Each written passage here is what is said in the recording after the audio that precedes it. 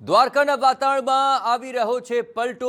તેજ પવન ફૂંકાવાનું શરૂ થઈ ચૂક્યું છે, જ્યાં બિપોરજોય વાવાઝોડાની અસરથી અહીં તેજ પવન ફૂંકાઈ રહ્યો છે। ગઈકાલ કરતાં પણ પવનની ગતિ વધી છે અને અહીં જે શેડ છે તે પણ હવામાં ઉડતા જોઈ શકાય છે। આપણે જણાવીએ કે સહેલાણીઓ માટે, યાત્રિકો માટે આ શેડ બનાવવામાં આવ્યા છે કે જેથી તેઓ તડકાથી રક્ષણ મળી શકે, પરંતુ હાલ તેજ પવનને કારણે આ શેડના પતરા પણ ઉડતા જોવા મળી રહ્યા છે।